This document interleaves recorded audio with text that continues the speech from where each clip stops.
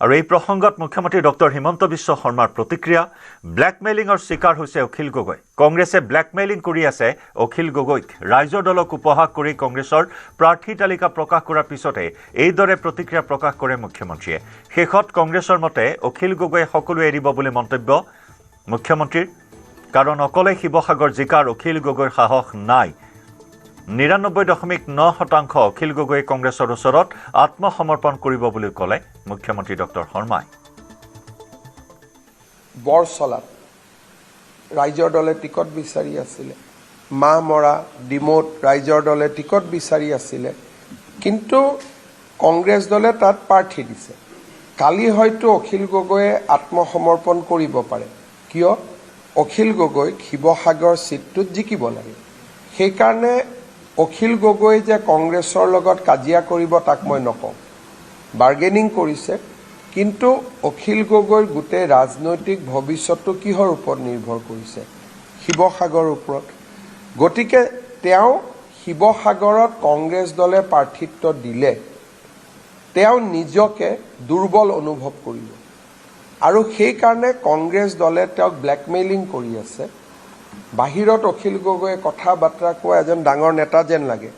কিন্তু বৰ্তমান অখিল গগৈ ব্লেকমেইলিংৰ শিকাৰ হৈ আছে আৰু লাষ্টত দেখিব তেওঁ কংগ্ৰেছৰ মতে সকলো এৰি দিব কাৰণ শিৱসাগৰ সিটটো তেওঁ জিকিবৰ কাৰণে তেওঁৰ নিজৰ সাহস বৰ্তমান নাই আৰু সেই কাৰণে অখিল গগৈয়ে যে আপোনালোকক টাইম দিয়ে আজি ৰাতি 12টা কালি ৰাতি 5টা পৰহি 2টা বজাত এইবিলাক টাইম দিয়ে কিয় তেওঁ কংগ্ৰেছক ভয় খুৱাব যত্ন কৰে কংগ্ৰেছেও বুজি পালে যে অখিল গগৈৰ দুৰ্বলতাটো শিৱসাগৰত লুকাই আছে সেইকাৰণে কংগ্ৰেছেও ব্লেকমেইল কৰি আছে এতিয়া ৰাইজৰ দলেও কংগ্ৰেছক ভয় খুৱাব খোজে কংগ্ৰেছেও ৰাইজৰ দলক ভয় খুৱাব খোজে বৰ্তমান মিত্ৰতাটো হ'ল তেনেকুৱা আৰু এই মিত্ৰতাটো যদি হয়ও মই কওঁ 99.9% হ'ব মোৰ ইমান ভুল হোৱা নাই 1% মই ৰাখি থৈ দিছোঁ যদি অখিল গগৈৰ বিবেকত দংশন হয় বেলেগ কথা কিন্তু তেওঁৰ যে বিবেক আছে এইটো মই নাভাবোঁ 99.9% অখিল গগৈ আত্মসমৰ্পণ কৰিব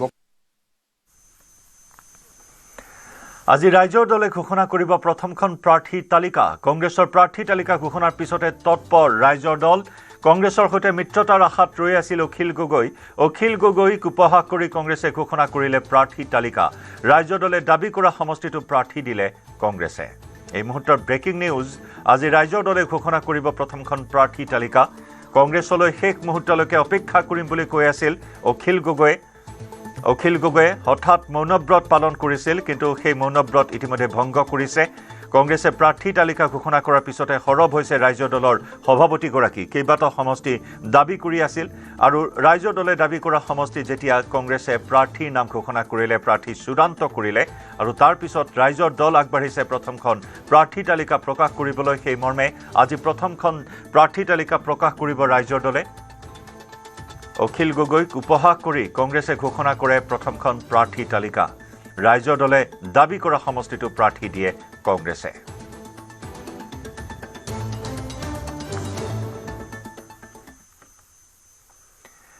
ইফালে 26ৰ বিধানসভা নিৰ্বাচনৰ বাবে কংগ্ৰেছৰ প্ৰথমখন প্ৰাৰ্থী তালিকা ঘোষণা কৰা হৈছে আমি ইতিমধ্যে উল্লেখ কৰিছো য'ত নেকি প্ৰথমখন তালিকাত 42টা সমষ্টিৰ প্ৰাৰ্থী ঘোষণা কৰে কংগ্ৰেছে আৰু এই তালিকা ঘোষণা হোৱাৰ পিছতে সমষ্টিয়ে কংগ্ৰেছ শিবিৰত এই আনন্দ উৎসৱ পালন কৰা পৰিলক্ষিত হৈছে বিশেষকৈ অন্যতম এটা চৰ্চিত সমষ্টি হৈছে বহু চৰ্চিত এটা সমষ্টি হৈছে বিপুৰীয়া সমষ্টি এই বিপুৰীয়া সমষ্টিৰ কংগ্ৰেছৰ প্ৰাৰ্থী হৈছে নাৰায়ণ ভূঞা টিকট লাভৰ পিছতে নাৰায়ণ ভূঞাৰ বাসগৃহত এয়া আনন্দৰ বন্যা নিশাই দলীয় কৰ্মীয়ে ঢোল বজাই হাঁহি স্ফূৰ্তিৰে আদৰিলে নাৰায়ণ ভূঞা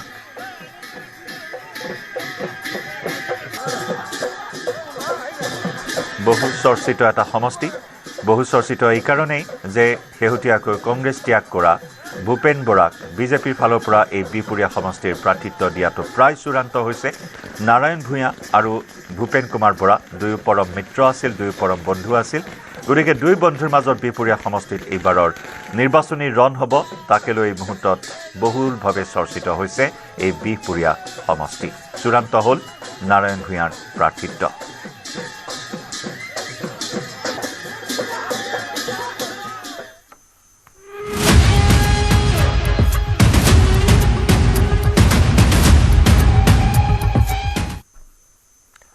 ৰাজ্যসভা নিৰ্বাচনৰ বাবে ৰাজ্যিক বিজেপিৰ প্ৰাৰ্থী ঘোষণা মন্ত্ৰী যোগেন মহন আৰু বিধায়ক তেৰছ গোৱালা ৰাজ্যসভাৰ প্ৰাৰ্থী মন্ত্ৰী তথা মাহমৰা সমষ্টিৰ বিধায়ক যোগেন মহন বৰ্তমান পাৰ্বত্য উন্নয়ন খিলঞ্জীয়া আৰু জনজাতি বিশ্বাস আৰু সাংস্কৃতিক বিভাগৰ দায়িত্বত আছে মন্ত্ৰী যোগেন মহন আনহাতে দুলিয়াজান সমষ্টিৰ বিধায়ক হৈছে তেৰছ গোৱালা এতিয়াও ঘোষণা হোৱা নাই অসমৰ আন এখন আসনৰ প্ৰাৰ্থীৰ নাম তৃতীয়খন আসন মিত্ৰ দল ইউপিপিএলক এৰি দিয়াৰ সম্ভাৱনা তৃতীয়খন আসনত প্ৰাৰ্থী হ'ব পাৰে প্ৰমোদ বড়ো ৰাজ্যসভা নিৰ্বাচনৰ মনোনয়ন দাখিলৰ অন্তিম দিন 16 মাৰ্চত অনুষ্ঠিত হ'ব ৰাজ্যসভা নিৰ্বাচন ভোটগ্ৰহণৰ দিনাই ঘোষণা কৰা হ'ব নিৰ্বাচনৰ ফলাফল 5 মাৰ্চত ৰাজ্যসভাৰ মনোনয়ন পত্ৰ প্ৰস্তুত কৰিবলৈ আৰু বৃহস্পতিবাৰে মনোনয়ন দাখিল কৰা হ'ব মনোনয়ন পত্ৰ দাখিল কৰিব তেৰছ গোৱালা আৰু যোগেন মহনে আনখন আসনত ইউপিপিএলৰ প্ৰমোদ বড়ো বা আন কোনোবাই বিচাৰিলে বিৰোধিতা নকৰে বিজেপিয়ে আনহাতে দুলিয়াজানত তেৰছ গোৱালাৰ ঠাইত ৰামেশ্বৰ তেলী বিধানসভাৰ প্ৰাৰ্থী হ'ব বুলি মন্তব্য মুখ্যমন্ত্ৰীৰ দুলিয়াজানত নতুন মুখ দেখা নাপাব বুলি প্ৰকাশ কৰে মুখ্যমন্ত্ৰীয়ে ঘোষণা हुआ है তেৰছ গোৱালা আমাৰ দুলিয়াজানৰ বিধায়ক তেখেত ৰাজ্যসভালৈ তেৰছ গোৱালা ডাঙৰীয়াক আমাৰ ভাৰতীয় জনতা পাৰ্টিয়ে মনোনীত কৰিছে আৰু যোগেন মহন ডাঙৰীয়া মন্ত্ৰী তেখেতক মনোনীত কৰিছে অহাকালি আমি বিধায়কসকলক গুৱাহাটীলৈ মাতিছোঁ অহাকালি মনোনয়ন পত্ৰ আমি প্ৰস্তুত কৰিম আৰু পৰহি দিনাখন মনোনয়ন পত্ৰ আমি দাখিল কৰিম পিপিএল দলৰ প্ৰমোদ বড়ো বা আন কোনোবাই যদি নমিনেশ্যন দিয়ে তাতে আমি বিৰোধিতা নকৰোঁ কিন্তু আমি তেওঁলোকে আমাক জনাইছে যে আমি মনোনয়ন দিব পাৰোঁ বুলি সিদ্ধান্তটো এতিয়াও তেওঁলোকে আমাক জনোৱা নাই 3 নম্বৰ আসনখন বিজেপিয়ে জিকিব নোৱাৰে কাৰণ আমাৰ সংখ্যা বল নাই সেইকাৰণে যদি প্ৰমোদ বড়ো ডাঙৰীয়াই প্ৰতিদ্বন্দ্বিতা কৰে তাত আমাৰ কাৰণে ঠিক আছে এটোতো নতুন প্ৰাৰ্থী আহিব যেহেতু দুইজন দুলিয়াজানত ৰামেশ্বৰ তেলী ডাঙৰীয়াই প্ৰতিদ্বন্দ্বিতা কৰিব মাহমৰাত কোনোবাই হ'ব কিন্তু দুলিয়াজানত মই যিমান দূৰ বিশ্বাস কৰোঁ আমাৰ তেৰছ গোৱালাৰ জাগাত ৰামেশ্বৰ তেলী ডাঙৰীয়াই তাতে প্ৰতিদ্বন্দ্বিতা কৰিব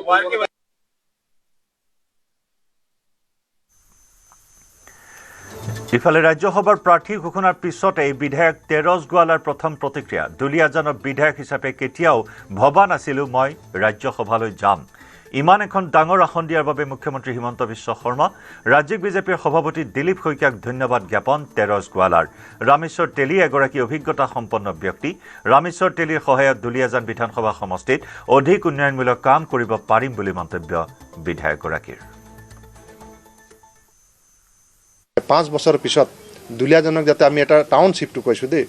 নতুন ৰূপত পাম ইতিমধ্যে 22টা ৱাৰ্ডৰ কাৰণে আমি প্ৰপ'জেল দিছোঁ আৰু ৰেভিনিউ কেনেকৈ হ'ব আমাৰ গোটেই প্লেনিং কেনেকৈ হ'ব আমাৰ কৰ ডিষ্ট্ৰিক্ট কমিশ্যনাৰ তেওঁলোকক মই জনাইছিলোঁ আৰু তেওঁলোকে এটা মাষ্টাৰ প্লেন বনাইছে যে মাষ্টাৰ প্লেনৰ অধীনত আমি ঠিক কৰিছোঁ যে কোনটো পানী আমাৰ ডেইলি বজাৰৰ পানীটো ক'ত গৈ ওলাই পৰিব বা আমাৰ বিজুলীবাৰী ফালে গ'লে ক'ত ফালে পানী গৈ ওলাই থাকিব অল ইণ্ডিয়া দুইফালে ড্ৰেইন বনাই দিলে ড্ৰেইনবিলাক সঁচাকৈ চাইণ্টিফিক আছেনে নাই গোটেই কথাখিনি আমি চাইণ্টিফিকেলি ষ্টাডি কৰিবলৈ এটা টিমক দিছোঁ আৰু এই মাষ্টাৰ প্লেনৰ আধাৰতে পৰৱৰ্তী সময়ত কাম আৰম্ভ হ'ব আৰু মই